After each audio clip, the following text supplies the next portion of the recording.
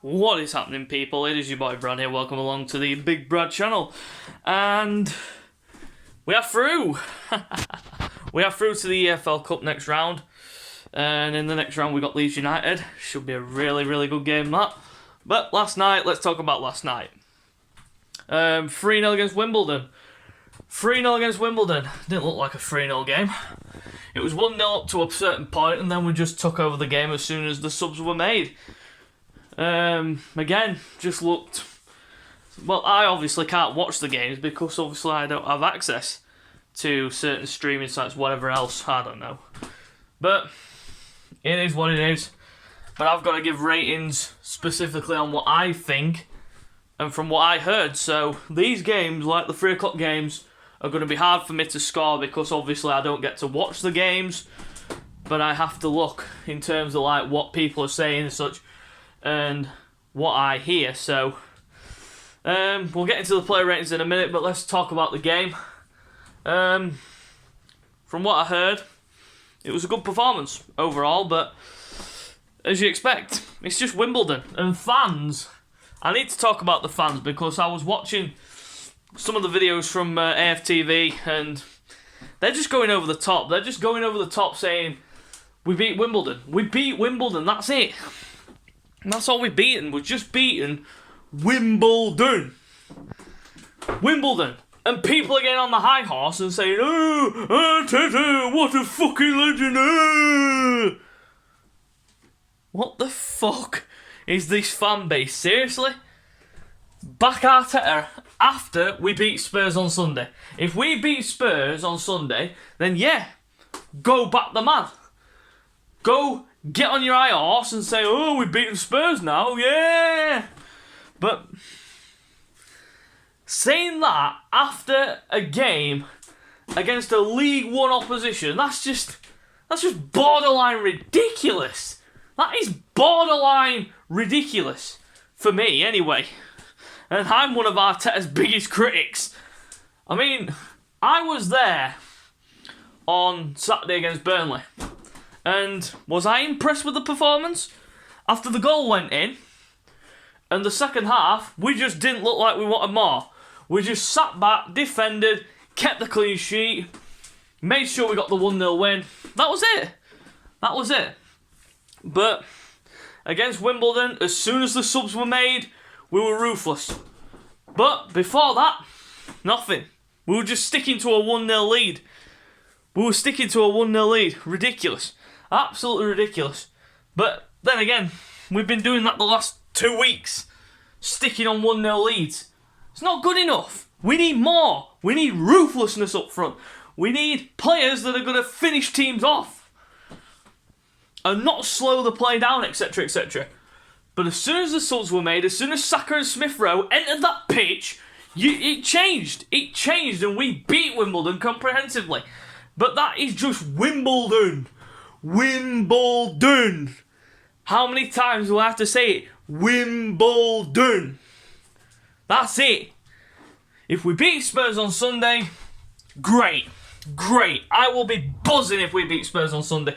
But if we don't beat Spurs on Sunday, Arteta is straight back in the shit pan because he will be back under pressure. Even though he is under pressure right now, even after these 1-0 wins, he's still under pressure.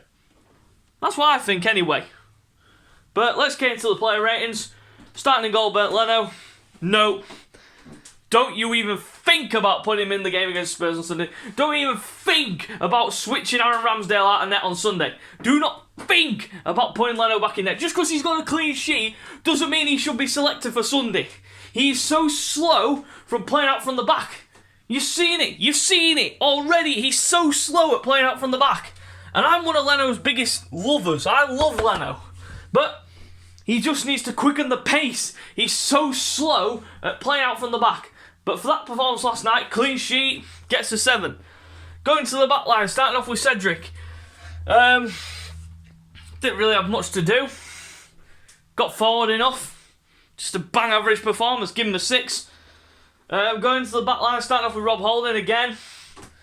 Bang average performance. Didn't really have much to do. It's Wimbledon, for goodness sake. 6. Pablo Murray. Again.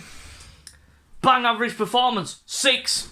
Nuno Tavares, I heard, And from what the stats have been saying, he was the best player in the back line. So I'm going to give him a 7. Simply because, from what I read in the stats, he looked like he had a really good game. 7. Going to the midfield position, starting off with Ainsley Maitland-Niles. He's not a midfielder. Not for me. He just doesn't suit that role. I prefer him as a wing-back or as a full-back. But at the end of the day, it's down to Arteta and where he wants to play him.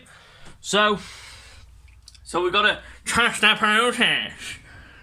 But for Ainsley Maitland-Niles, he gets a bang average 6. Next to him, Thomas Partey ran the show. Absolutely ran it. And yeah, pretty much summed it up. And from what I heard, his passing was on point. He's winning the ball. He was levels. They were obviously going to be levels. It's Wimbledon. So I give Thomas Partey a 7. Going to the forward line. I'm trying to remember what the lineup was. I know Lacazette played up front. And Nketiah played. Who played on the right? Was it Pepe? I can't remember now off the top of my head. I'm just trying to remember the lineup. I know Smith Rowe, Saka and Balogun came off the bench. But who played? Did Albert Lokonga play? Yeah, Lokonga, he played. Again, pretty bang average performance. So I'll give him a 6. Lacazette scored the penalty. Oh yeah, Martinelli, that's it. So Lacazette, we'll start with him. Scored the penalty. Didn't really do much afterwards, so give him a 7. Martinelli brought energy, desire to the team. Won the penalty. Give him a 7.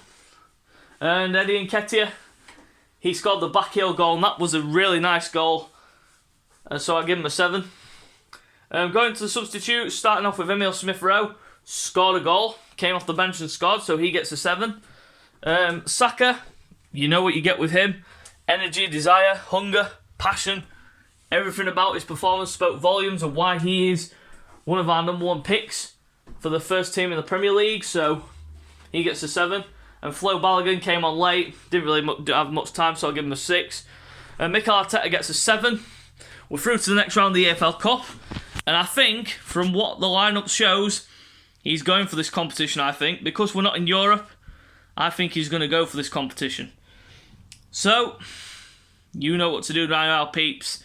If you do enjoy the video, slap a like on it for me, subscribe to my channel for more content, and I'll be back Friday, or tomorrow, with the fight preview and prediction for AJ versus Usyk. And then I'll be back Saturday for the preview and predicted lineup for the game against Spurs. So until next time, we'll see you later.